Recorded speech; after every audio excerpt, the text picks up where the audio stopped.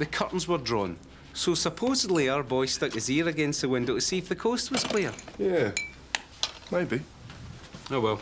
I've arranged for a DSE to meet us in Gunner Street. Yeah, but then what? We haven't got a computer full of earprints. Well, if there is a print, we'll drop a list of villains who use the same MO as the Marriott burglary. You must know a couple off the top of your head. Clyde Willis, Jason Wood. There's probably a couple more on file. Right, I'll go and check. Don't look too excited, eh? Don't you want the poor girl to get her wedding presents back? Yeah, of course I do. And the... What? I don't know, I just need a big result right now, Duncan. OK. Do you mind if I ask you something, Sarge? Yeah? Don't think I'm being paranoid, but I get the feeling I'm not making much of an impression around here lately. Why did you say that? Well, it's just the duff jobs I keep getting stuck with. And then there's Kerry. I mean, don't get me wrong, but she's already more one of the boys than I am, and she's only just walked through the door. Well, if it's worth anything, I've never heard anyone say a bad word against you. Yeah, thanks, Sarge. But have you ever heard anyone say a good word about me? DC Proctor. Yeah, that's right. That's very kind of her. Yeah, what sort of information? Yeah, of course, Mrs. Bailey, I'll come to your place. No, it's fine, we can meet anywhere. Yeah, I know it. Right, that's fine. Yeah, in an hour. Right, That's a bit weird. What? Nita Bailey. Who's Nita Bailey? Friend of Mrs. Marriott. You know, the woman whose daughter had her wedding presents nicked. Seems she told Mrs. Bailey that I was kind and sympathetic. There you go, then. You see, you really are appreciated. Well, it's just she wants to tell me some information about a very serious crime. What crime? I don't know, she wouldn't say on the phone. Can't see anything weird in that. Well, no, it's just when I said to her I'll go to her place, she got really panicky. Said she wanted to meet at Brack's Cafe. Well, so go. Well, sounds a bit James Bondy, though, don't you think? You don't think this is someone winding me up, do you? Some of the others? Now, that is paranoid. Tom, you will not believe this. Apparently, there was a massive burst water main in Mercy Lane yesterday, just at the top of Gunner Street. Dozens of vehicles had to be shifted. So? It's procedure to record all the numbers of the vehicles moved. What I'm saying is, if we get the index numbers of all the villains who favour this MO, we might find that one of their cars were parked in the area. That's a bit of a long shot, isn't it? But it's worth a try. Anyway, let's talk on the way to Gunner Street. The DSE, remember? Yeah, look, sorry, Duncan, I've got to meet someone. Someone important? Well, I don't really know, but I can't really get out of it.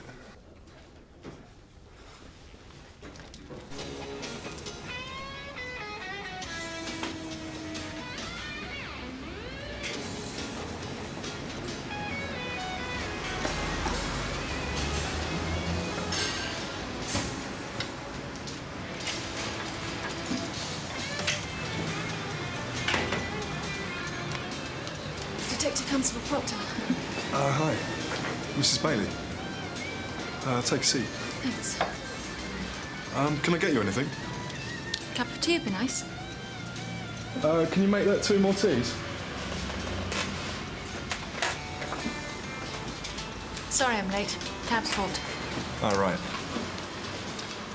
Mrs. Bailey. Look, the thing is, if I give you this information, my name won't have to come out, will it?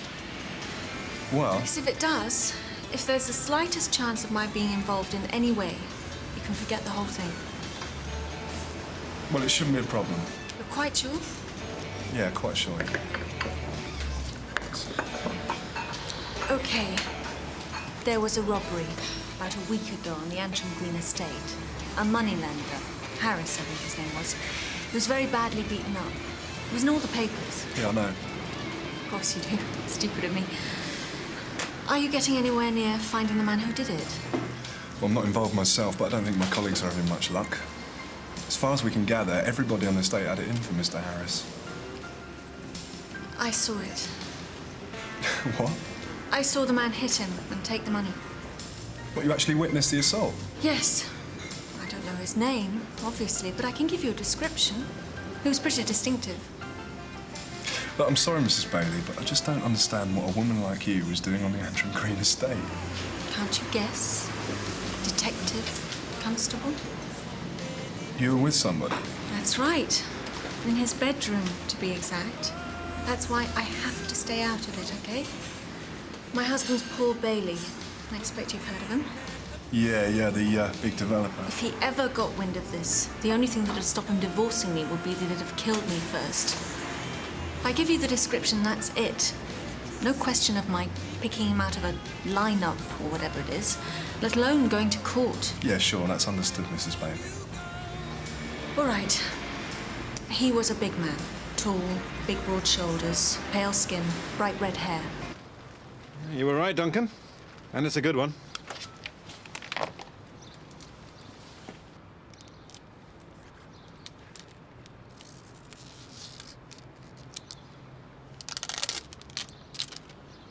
Oh, yes. A beauty. Any joy? Every joy. A perfect print. We'll have this guy for breakfast. Well, once you know what guy you're talking about. I've told you. First off, we run a PNC, see if any of the likely suspects were parked in the area yesterday. If not, we'll try someone else. Yeah, good idea, nice one. Am I missing something here? Are we not supposed to be working on this together? Look, something's come up, I'm sorry, but it's a question of priorities. Oh, priorities, is it? Excuse me. Jim, you were on the Harris case, weren't you? No. That's Rod's. Why? I was just wondering how it was going. Well, it's going nowhere. Not that we're not 99% sure who did it. We just can't pin it on him, that's all. What, who's that? Jack Richards. Richards. Yeah, I've heard of him. Big bloke. Yeah, big bloke, ginger hair, clammy white skin, gives you the creeps. Talking about your latest girlfriend, you know? Eh? Jack Richards. Oh, him. Yeah, what I'd give to see him put away. Really? Total psychopath. I tell you what, whoever manages to get him banged up deserves promotion. Why, what brought him up? Well, I just wondered if you mind if I had a bit of a go. So what do you know that you're not telling me? Well, nothing definite. I mean, if you want me to stay out of it... No. You go ahead. You show us what a clever boy you can be, eh? K537EYK. No, sorry, Duncan, no joy. All right. Stan Noakes, G936FTH. Yep, here we are. Parked in Mercy Lane, 13:45 yesterday. Right place at the right time. Polly, you are a wonderful woman. Don't let anybody tell you different. I'm investigating a burglary, Mr. Noakes. Can you tell me where you were yesterday afternoon? I haven't the vaguest. Your car was seen parked in Mercy Lane at 1:45 p.m. Well then, that's where I was, isn't it? What are you doing in Mercy Lane, Mr. Noakes? Fancied a drive, that's all. Around a residential estate? Is there a law against it or something? Did you go down Gunner Street at all? No idea. I wasn't looking at the street names. So you didn't approach number 12 for any reason? I didn't approach number 12 or any other number.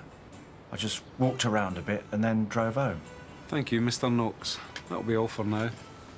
What can I do for you, Tom? Yeah, could you just run a quick PNC check for me on Anita Bailey? It's present address 12 Luther Gardens. No, sorry, Tom.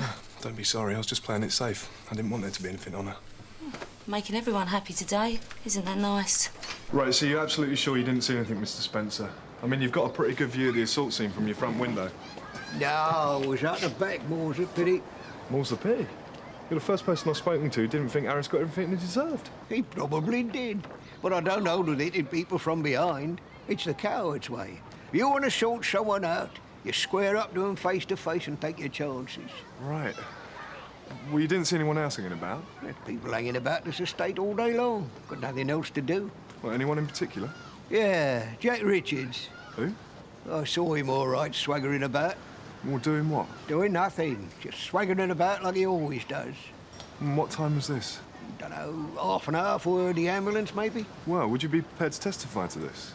Yeah, of course. I'm not scared of Jack Richards. Jack Richards? So? DC Proctor, son L. I want to have a word with you about a recent assault on Mr. Lionel Harris. I don't think so. I'm sorry? I've done all that. This is police harassment. Well, it's about your original statement. You said that on the day of the assault you stayed in bed all day. That's right, I had flu. I felt bloody terrible. What, and you never left the house? What is wrong with you?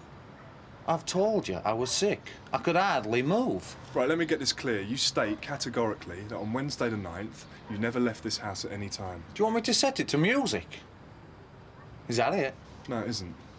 I'm arresting you on suspicion of robbery and assault. You do not have to say anything, but it may harm your defence if you do not mention when questioned something which you later rely on in court. Rod, you got a minute?